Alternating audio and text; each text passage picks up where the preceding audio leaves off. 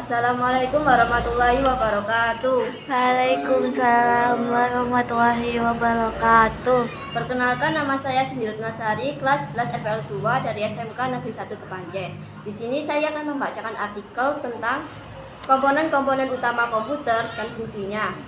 Komponen-komponen utama komputer adalah hardware, software, dan firmware. Lazimnya, komponen utama komputer ini telah terpasang pada mainboard dalam satu kesatuan atau onboard. Komputer adalah gabungan dari berbagai komponen elektronik yang terintegrasi.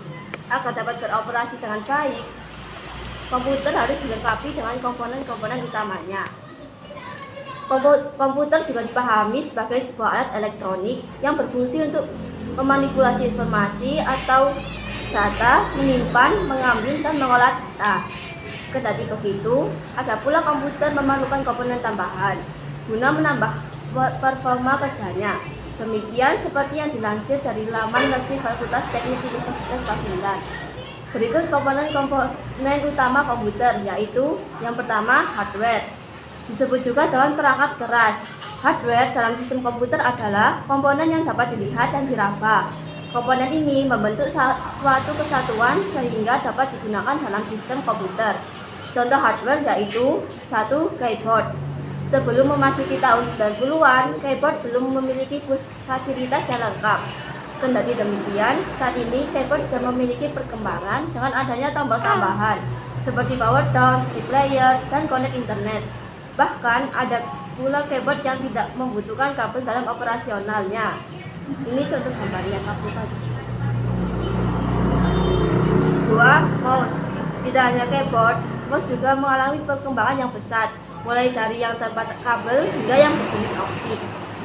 Ini contoh mouse yang tanpa kabel dan yang optik. 3. Central Processing Unit atau CPU. CPU adalah otak dari komputer. Di dalam CPU terdapat seluruh proses yang berlangsung di dalam seperangkat komputer dan dikendalikan oleh prosesor. Semakin canggih performa CPU, maka semakin canggih pula performa komputernya. 4. Printer. Printer adalah hardware yang digunakan untuk mencetak hasil kerja di komputer. Lazimnya, dalam mencetak dokumen, printer juga membutuhkan kertas. Kendati begitu, printer tidak hanya digunakan untuk mencetak. Printer juga bisa digunakan untuk scanning dan duplikat dokumen yang telah dicetak. Ini contoh gambar printernya. Yang kedua, software. Software dikenal juga dengan perangkat lunak. Software merupakan salah satu program yang berisi perintah agar dapat dimengerti oleh komputer. Operasional software harus dibarengi dengan hardware. Dengan adanya software, pengguna dapat mengetik, menghitung, menggambar, mengeluarkan suara, dan lain sebagainya. Bagian-bagian software yaitu 1. Pengolah kata atau word processing. Misalnya pada Microsoft Word, WordPerfect, OpenOffice, dan sebagainya. 2. Pengolah angka atau data tabel. Misalnya Microsoft Excel, Lotus 123, SuperCalc, dan sebagainya. 3. Pengolah database. Misalnya Microsoft Access, Fox Pro, dan sebagainya. 4. Membuat slide presentasi. Misalnya pada Microsoft PowerPoint, Storyboard, dan sebagainya. 5. Pengolah gambar. Misalnya Adobe Photoshop, ACDC, dan sebagainya. 6. Java bahasa pemrograman, misalnya Pascal, Java, Visual Basic. 7. Game atau software permainan, misalnya pada PC game. Yang ketiga, firmware. Firmware dikenal dengan sebutan pemakai komputer atau orang yang mengoperasikan komputer.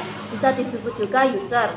Seperti contoh dari firmware yaitu programmer, netter, atau sebutan untuk orang yang sedang melakukan surfing di internet, serta orang yang sedang menggunakan perangkat komputer. Atau definisi firmware yaitu manusia yang terlibat dalam mengoperasikan atau pemakaian serta mengatur sistem di dalam perangkat komputer.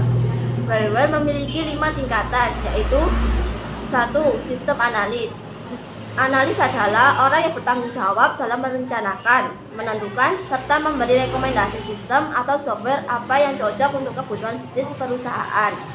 Seorang analis harus memiliki 4 keahlian dasar, yaitu keahlian analisis, teknikal, manajerial, dan interpersonal.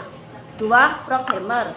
Programmer adalah orang yang menguasai berbagai macam bahasa pemrograman sehingga ia mampu menciptakan suatu program komputer. 3. Administrator. Administrator adalah orang yang bertanggung jawab mengatur serta mengendalikan program komputer dan juga jaringan komputer.